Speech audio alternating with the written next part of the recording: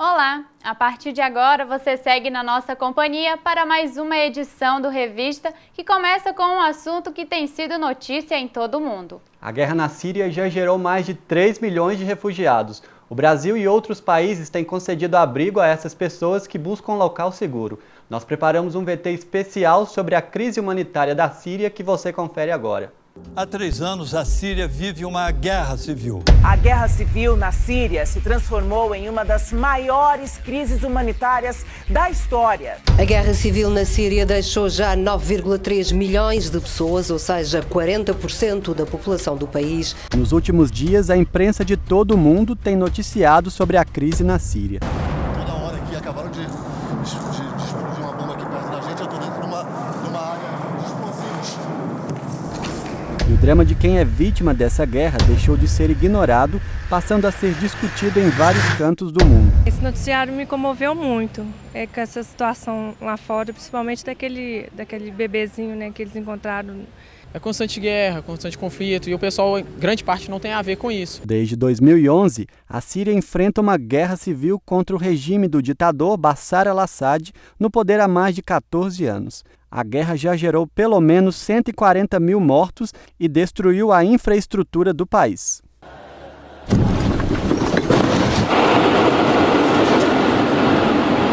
E a fuga para outros países, incluindo o Brasil, divide opiniões. Acho que o Brasil, por todas as dificuldades que enfrenta, tem que se organizar para receber e não tratar mal quem está chegando da maneira que trata mal os que estão aqui.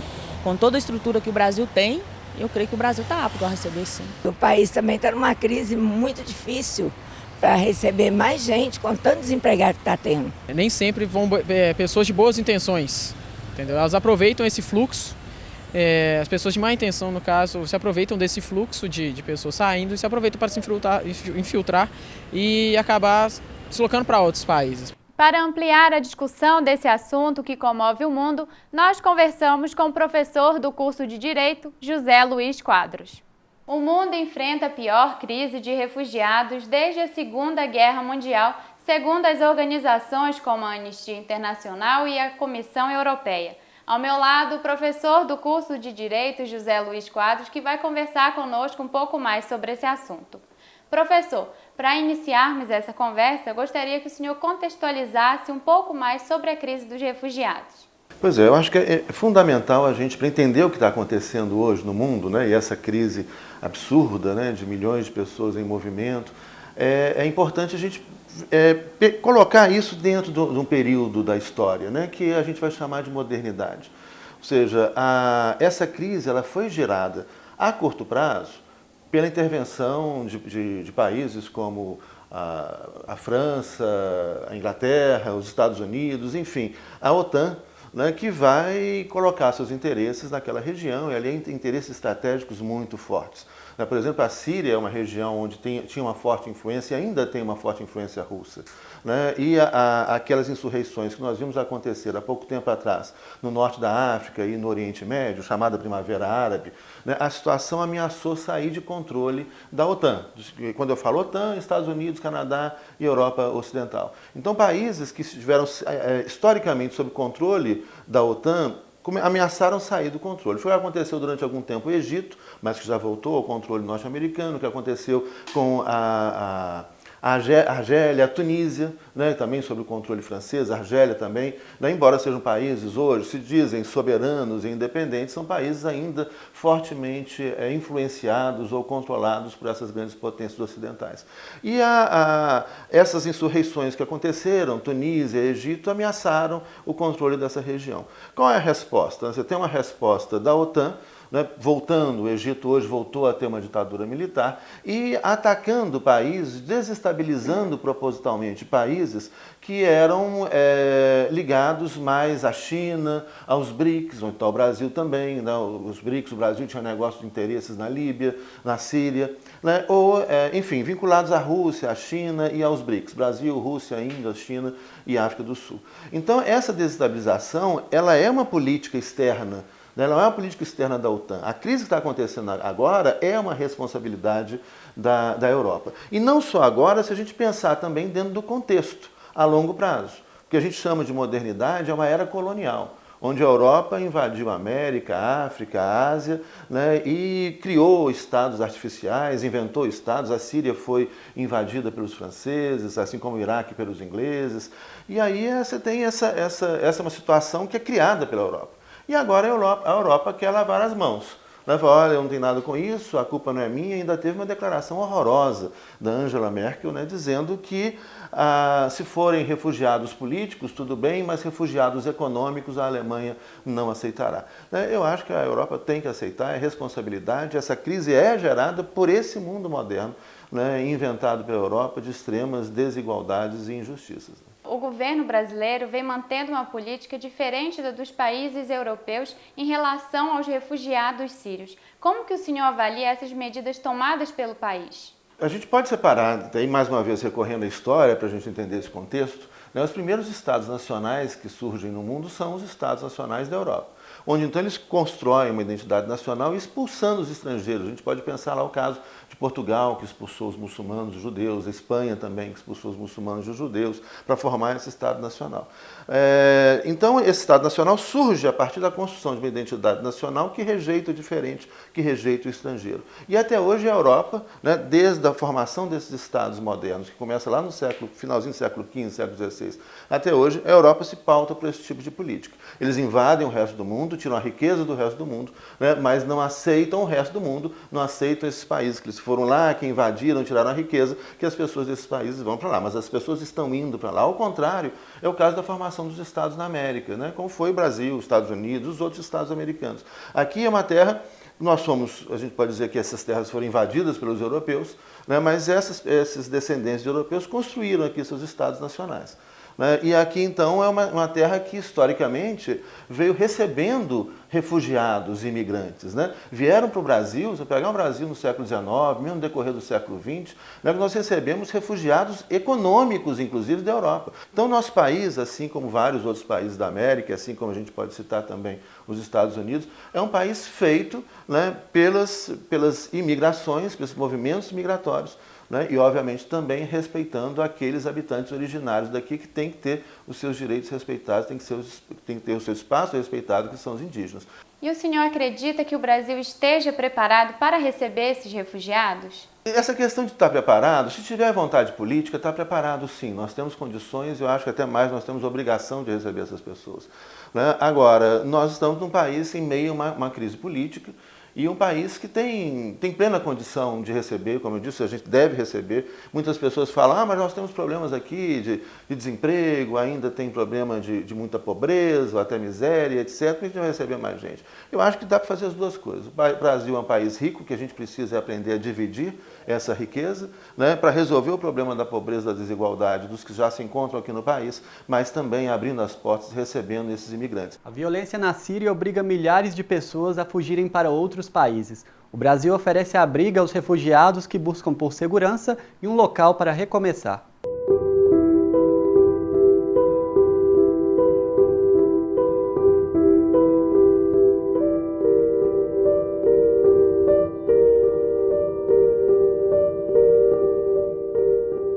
Nas últimas semanas, a crise humanitária na Síria voltou a ganhar espaço na imprensa internacional.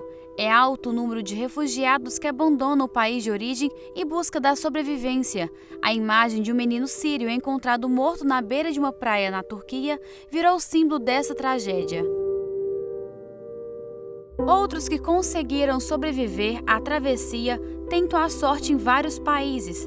Em Belo Horizonte, somente neste ano, chegaram 80 sírios refugiados, segundo o consulado do país na capital mineira. Além da guerra entre rebeldes e as forças do presidente Bashar al-Assad, a população síria sofre com o avanço dos radicais do Estado Islâmico, o que tem impulsionado ainda mais as fugas. E a escolha pelo Brasil não tem sido por acaso. Só o Brasil aceita os sírios. Só o Brasil, o governo do Brasil, é amigo da Síria. Aí só o Brasil e mais 3, 4 países aceitam os sírios, os refugiados. Assim como ele, outros refugiados têm contado com a solidariedade dos brasileiros para recomeçar tudo. Igor e Ciro donos de uma rede de bares em Belo Horizonte, deram a oportunidade de emprego para 4 sírios que chegaram no país há poucos meses.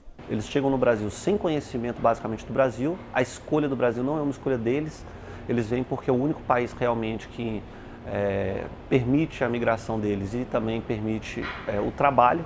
Então eles vêm em menos de 24 horas, como eu falei, eles recebem a carteira de trabalho e eles vão tentando se adaptar. O primeiro ano normalmente é um ano muito difícil porque eles vêm seu idioma, né? Então eles falam árabe, a grande maioria também fala inglês, tem alguns que falam francês, mas o português eles não têm o domínio e nem têm o conhecimento. Então tem que, muito aos poucos, eles reaprender, né? Aprender a falar o português e adaptar e reaprender a viver, né? Porque onde eles vivem, literalmente as cidades são dizimadas, tem guerra, a família morre, então eles vêm com uma carga emocional muito pesada.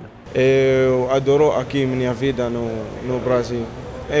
Graças a Deus, eu trabalho, eu fui para a faculdade fazer curso no português, eu tenho carteira de motorista também, eu tenho carteira de trabalho. Este padre, que também é sírio, vive no Brasil há 15 anos. Ele, que conhece bem a crise humanitária, coordena o projeto de apoio e acolhida dos refugiados na Arquidiocese de Belo Horizonte. Nosso acolhimento começa do aeroporto. Graças a Deus nós temos a casa matriz do Sagrado Coração Jesus, um apartamento grande no centro da cidade, recebendo esses refugiados e oferecendo para eles a moradia, curso de português, os documentos legais da Polícia Federal, CPF, carteira de trabalho, e também fica perto da igreja, dos amigos que podem arranjar um serviço. Os refugiados hoje, último número 77 pessoas. Tudo isso aqui muito bom, o Brasil muito bom, Minas Gerais, BH, muito bom, bonita. Apesar da acolhida e da oportunidade do recomeço em um novo país, ficam as lembranças, histórias e a saudade da terra natal. Saudade muito. Meu pai, minha mãe, todas, meu irmão, minha irmã, toda essa saudade. A namorada, minha namorada. Deixa muita coisa lá. Minhas histórias também na Síria, eu saudade para tudo coisa.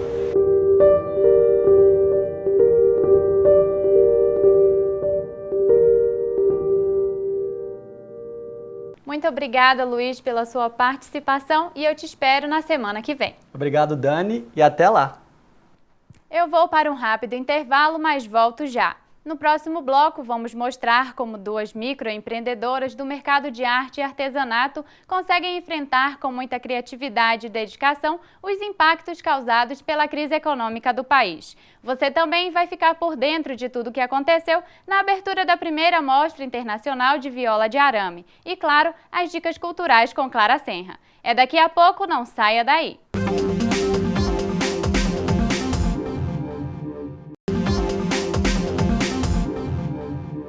A inflação já superou a meta estabelecida pelo governo de 6,5%. O consumidor sente no bolso o aumento nos preços dos produtos. E é neste cenário de instabilidade econômica que o país enfrenta que em Belo Horizonte o mercado de arte e artesanato vem conseguindo driblar as dificuldades, promovendo lucro com a venda em feiras ou galerias. Confira os detalhes na reportagem de Luiz Fernando Batista. A crise é sentida no bolso de muitos brasileiros, mas ainda há empreendedores que conseguem manter o negócio em alta. Dona Valdete se especializou na produção de caixinhas artesanais.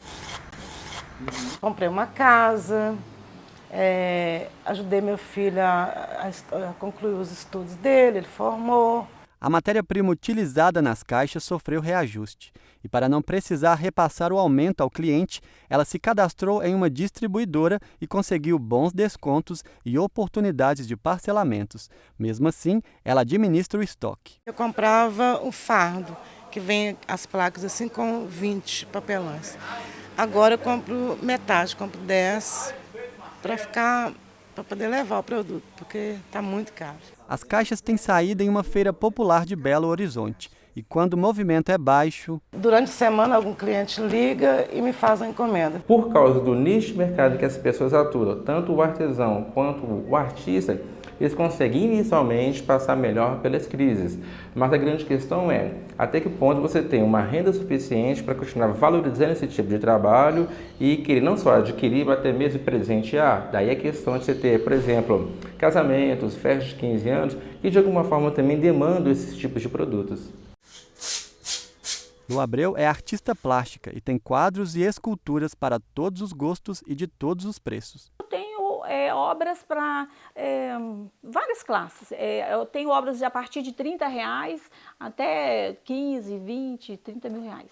A artista já notou o aumento no material utilizado e teve que reajustar o valor das obras, o que não diminuiu as vendas. O aço aumentou muito, a tinta aumentou muito, o painel. A gente vai embutindo aqueles aumentos, né, ali na mercadoria, devagarzinho, para o cliente não sentir. Quando você tem um trabalho que ele passa pela valorização, como eu disse, daquilo que se propõe o artista ou o artesão, isso não olha apenas o custo de produção. Mas uma vez que esse custo de produção agora ele está mais elevado, aí eu tenho que pensar, é artesanato? Eu tenho alguma concorrência? Tem outras pessoas que vão fazer um preço mais barato que o meu, então isso eles têm que estar atentos. Querendo ou não, existe uma coisinha que chama de economia de mercado e responde à oferta e demanda. Se o seu concorrente, por algum motivo, baixou o preço e aí está fazendo um produto que é idêntico ao seu, independente de ser artesanato ou não, você vai ter que fazer a mesma coisa. As crises vêm e vão e também podem ser uma ótima oportunidade de crescimento para muitos setores.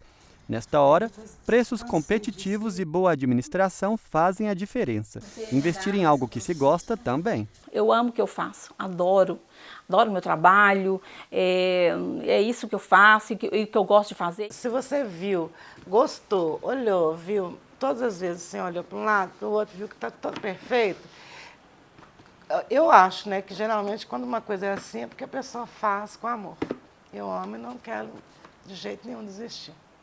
Com crise, sem crise, estou aqui, gente. Pontapé inicial da virada cultural de 2015, a primeira Mostra Internacional de Viola encantou os belo-horizontinos. O evento, que já é realizado em Portugal, reuniu representantes das violas portuguesas no encontro com o violeiro, compositor e cantor Chico Lobo. Eles participaram de concertos e palestras que discutiram a importância da viola de arame, um instrumento de representação histórica e cultural. Veja como foi este encontro na reportagem de Sérgio Marques.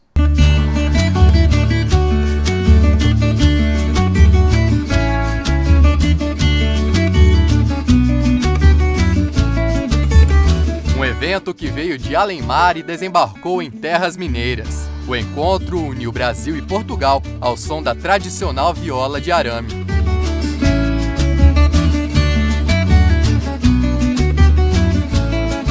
O músico Chico Lobo foi o grande mestre de cerimônia que recebeu os artistas portugueses e todos os amantes da viola.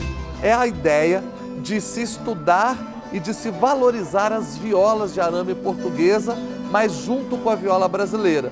Então, desde essas minhas idas a Portugal, desde 2006 eu vou a Portugal. São vários anos já nessa investigação de entender a origem das nossas violas, nasceu a vontade, então, de que acontecesse no Brasil essa mostra internacional.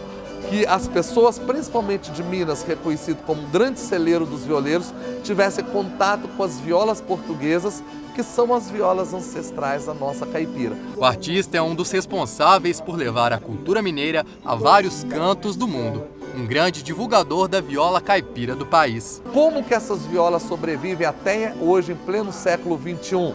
Cada uma cumprindo a sua função religiosa, de festejar, de mutirão, de romaria. Então, dessa forma, as violas atravessam os anos e chegam na nossa contemporaneidade.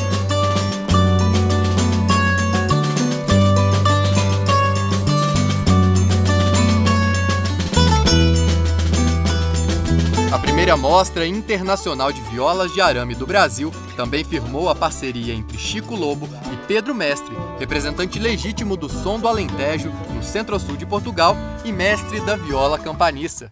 O Encontro de Violas de Arame tem vários objetivos, desde o encontro de todas elas, todas as várias violas que existem em Portugal, para a troca de experiências, para confraternizarmos e também dinamizar estas violas. De certo modo, em Portugal, as violas sofreram uma grande decadência, elas deixaram de ser tocadas e que passaram a ser consideradas violas dos velhos e muitas delas extintas. E com este encontro é tentar revitalizar estes instrumentos.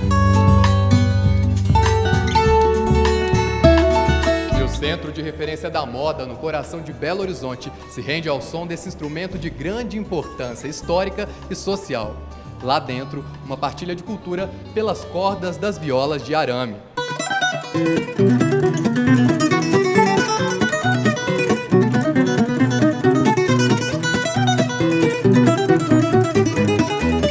E a cultura brasileira não foi representada apenas pelas violas de arame. A Folia de Reis também esteve presente no evento para abençoar a união entre Brasil e Portugal.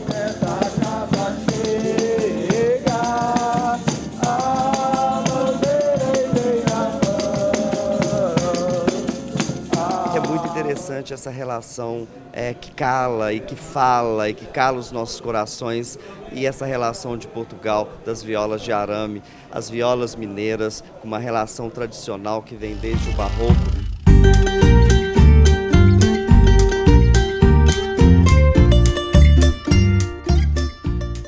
Com um violão em mãos, ele toca e canta as folias, o ritmo do congado e tudo o que representa a cultura caipira do país. Violeiro, compositor e cantor, Chico Lobo é uma figura importante para o cenário musical, com uma história entrelaçada pelas cordas da viola. Hoje você conhece um pouco mais deste artista natural de São João del Rei. Viola quando a noite desce, se vem lua cheia, traz cantoria. A minha relação com a viola vem desde criança. O papai recebia em São João del Rei, minha cidade natal, as folias de reis. As folias de reis são manifestações de cantadores que saem de porta em porta cantando o nascimento do menino Deus. E o instrumento principal da folia é a viola. E eu me lembro, com 7 anos de idade, a folia entrando na minha casa e o mestre com a sua viola, uma viola que a cravelha era de madeira ainda e que para afinar ele tinha que cuspir ou jogar cachaça. Aquilo me entusiasmou tanto, me cativou tanto, que eu acho que com 7, 8 anos eu fui marcado para ser violeiro. Com 12 anos de idade, meu pai então me deu minha primeira viola e eu comecei então a aprender viola. As violas de arame eram as violas tocadas em Portugal no período que o Brasil foi descoberto. Essas violas de arame vieram para o Brasil nas primeiras caravelas. Foram usadas pelos jesuítas na catequização dos índios, porque aquele som cativava. Passado um tempo, o caboclo, que já era a miscigenação do índio com o português, passa a construir aquele instrumento com a madeira nossa, a madeira da região. Pau-brasil, jacarandá, cedro. Então começa a nascer a nossa viola brasileira, a nossa viola caipira. Quando começam as viagens, os primeiros bandeirantes, para desbravar aquele país recém-descoberto, nascem os primeiros arranchamentos. Aí tem que suprir esses arranchamentos de víveres, começam as viagens dos tropeiros. A viola adentrou o sertão. A viola, eu costumo dizer, entrou para esse Brasil profundo. Essa viola já brasileira. Então, nas suas cordas, no seu bojo, foi forjada uma cultura popular, uma cultura de devoção, uma cultura de cantar as aventuras muito forte. Então, nasce a nossa viola caipira, a nossa viola brasileira. No Brasil, a gente tem, por exemplo, no Nordeste, a viola nordestina dos repentes. No Sul, a viola de fandango, que começa desde o litoral de São Paulo, passa para o Paraná e desce. No Mato Grosso, a gente tem a viola de coxo, que é a viola rasgada. Em Minas, São Paulo, Goiás, a força da viola caipira é essa viola sertaneja. A viola está no Brasil todo e em Portugal também ainda resiste com muita força. Muito obrigado. Eu que agradeço. Clara Senra está aqui mais uma vez e conta pra gente quais são as dicas culturais desta semana. E aí, Clara, quais são as novidades? Olá, Dani. Oi, pessoal de casa. Em comemoração aos 25 anos, a Fundação Zoobotânica de Belo Horizonte realiza a primeira jornada sustentável até o dia 26 de setembro. A programação especial inclui atividades como feira de negócios e produtos, apresentações artísticas e culturais, além de exposições fotográficas e audiovisuais, todas com o objetivo de promover a sustentabilidade. Ficou curioso? Então acesse o site que aparece na sua tela. Já para os gulosos de plantão, até o dia 1º de novembro, bares e restaurantes de uma importante região de Belo Horizonte participam do Circuito Gastronômico da Pampulha. O evento, que chega à 6ª edição, oferece pratos exclusivos que vão homenagear o Clube da Esquina, um dos movimentos mais importantes da MPB. E a notícia boa ainda vem por aí. Quem adquirir o guia com antecedência poderá ter descontos, inclusive de 100% em algum prato escolhido pelo acompanhante. Para quem gostou da novidade, é só conferir o site circuitogastropampulha.com.br. Muito obrigada, Clara, pelas suas dicas. Até a próxima. Eu que agradeço e até a próxima. Esta edição do Revista fica por aqui, mas você pode continuar ligado com a gente pelas nossas redes sociais. Na semana que vem nós voltamos com mais revista para você. Tchau!